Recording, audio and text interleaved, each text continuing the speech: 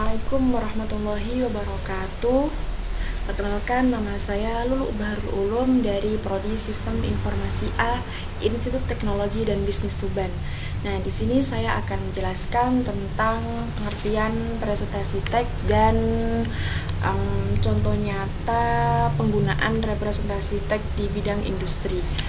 Nah, representasi teks itu sendiri yaitu merupakan proses mengubah data berbentuk teks menjadi bentuk numerik atau angka agar bisa diolah oleh komputer. Nah, hal ini sangat penting karena komputer tidak dapat memahami bahasa alami manusia secara langsung, sehingga kita perlu untuk mengkonversi terlebih dahulu ke dalam bentuk vektor atau bentuk numerik. Nah, di sini ada contoh nyata representasi teks digunakan, yaitu sekarang banyak digunakan di berbagai bidang industri ya. Saya mengambil contoh di bidang industri, misalnya dalam bidang layanan pelanggan atau customer service. Nah, perusahaan menggunakan representasi teks untuk melakukan analisis sentimen dari pesan atau komentar pelanggan. Nah, dengan ini perusahaan bisa mengetahui apakah tanggapan pelanggan bersifat positif atau negatif atau netral terhadap produk atau layanan yang diberikan. Nah, selanjutnya saya akan menjelaskan tentang penjelasan big of word dan tahapan apa saja yang dilakukan, kemudian kelebihan dan kekurangan bug of word.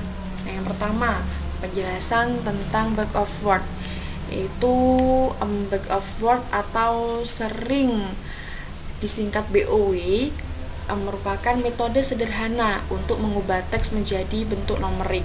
Nah, konsep utamanya adalah bahwa setiap dokumen atau kalimat dianggap sebagai kantong kata, di mana yang diperhatikan hanyalah berapa kali setiap kata muncul, bukan urutan katanya. Nah, jadi dalam metode ini urutan kita diabaikan. Yang penting adalah berapa sering suatu kata muncul dalam teks. Misalnya jika kita memiliki dua kalimat, yang pertama yaitu saya suka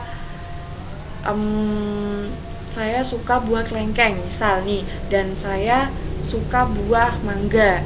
Nah, maka sistem akan membuat daftar semua kata unik yang muncul, lalu menghitung berapa kali masing-masing kata muncul di setiap kalimat. Nah, hasil akhirnya nanti berupa vektor angka yang mewakili frekuensi setiap kata. Vektor ini yang kemudian digunakan oleh algoritma seperti F-by-F untuk proses klasifikasi atau analisis teks. Nah, selanjutnya big of word juga memiliki beberapa kelebihan dan kekurangan. Nah, yang pertama, dia memiliki kelebihan yaitu metode ini sangat sederhana dan mudah diterapkan. Kita hanya perlu menghitung frekuensi kemunculan kata tanpa memerlukan proses komputasi yang rumit. Nah, selain itu, metode ini juga efektif digunakan untuk teks pendek.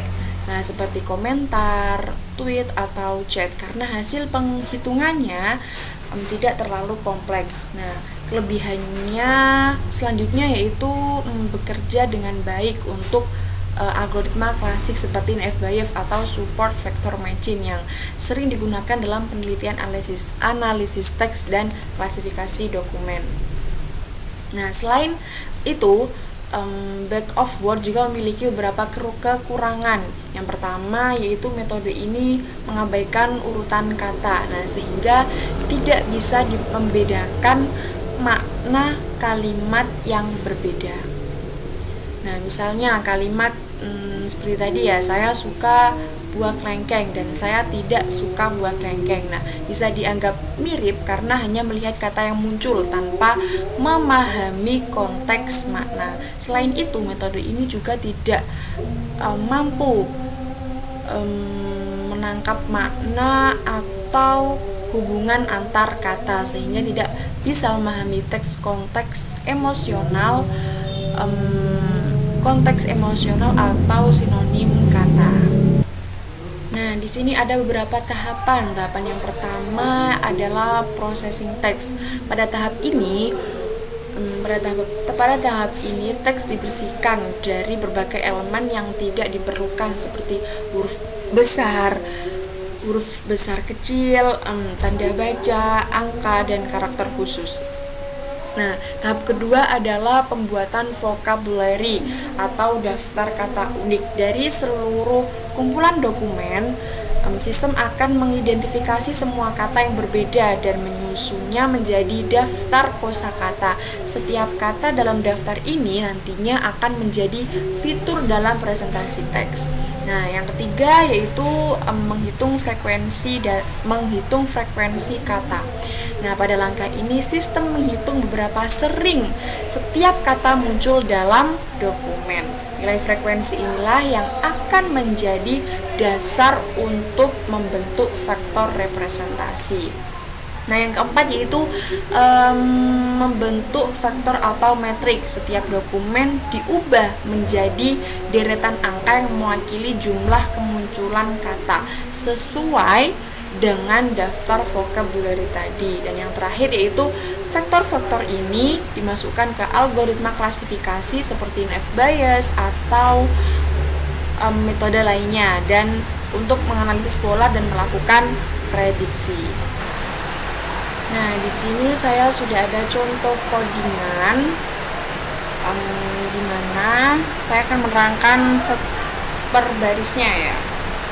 Saya akan menerangkan codingan yang saya tulis di sini. Nah, yang pertama, kita import library terlebih dahulu. Di sini ada forms, screen, feature, extraction, text, import, configuration. Nah, di sini from screen. Nah, di sini berfungsi untuk kita ambil dari modul screen feature ini untuk mengubah teks menjadi angka. Nah, di sini ada import configurizer. Nah, di sini nanti berfungsi dia akan otomatis melakukan tokenisasi dan menghitung frekuensi kemunculan kata. Nah, di sini sudah ada data contoh yaitu komentar pelanggan. Di sini datanya adalah saya suka pelayanan di kebun bengkeng, tempatnya bersih dan nyaman. Saya tidak suka pelayanan yang lambat atau harga tiketnya mahal sekali. Nah, codingan selanjutnya yaitu kita membuat objek bug of word. Nah, di sini ada vectorizer sama dengan configurizer. Nah, fungsi codingan ini yaitu yang pertama untuk membaca kata unik dalam teks yang kita input. Nah, yang kedua yaitu membuat daftar vocabulary. Yang ketiga menghitung berapa kali kata muncul dalam setiap dokumen. Nah, selanjutnya yaitu mengubah teks menjadi representasi angka. Di sini ada codingannya, X vectorizer feed transfer data. Nah, di sini berfungsi untuk feed vectorizer feed. Nah, ini membuat daftar kata unik. Dan transform data ini dia menghitung frekuensi kemunculan setiap kata. Atau fungsinya codingan ini yaitu dia membuat daftar unik dan langsung mengubah teks menjadi angka. Nah, di sini yang terakhir yaitu menampilkan hasil dari print daftar kata vocabulary, print vectorizer get format, dan print representasi BOW metrik frekuensi kata. Nah, di sini ada fungsinya sendiri-sendiri. Yang pertama ini yaitu dia menampilkan teks biasa ke layar sebagai judul dengan menghasilkan output agar hasilnya nanti rapi.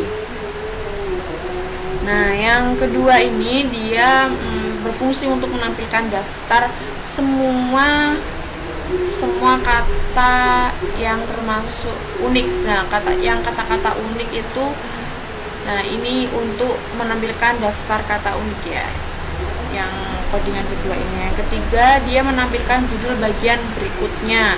Nah, yang keempat ini dia menampilkan hasil akhir dalam bentuk tabel. Nah, kemudian kita run.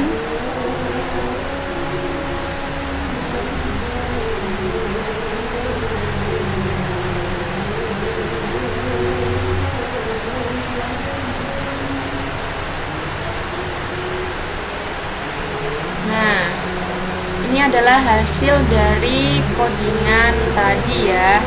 Nah, di sini adalah daftar kata vocabulary bersih dan di harga gedung kelengkeng lambat. Nah, nyaman bayang saya. Nah, di sini ini representasi BEW metrik. Nah, di sini adalah menampilkan tampilan hasil akhir dari codingan yang saya jelaskan tadi. Nah, mungkin hanya itu yang dapat saya sampaikan. Apabila ada salah kata, saya mohon maaf yang sebesar-besarnya. Baik, cukup sekian. Wassalamualaikum warahmatullahi wabarakatuh.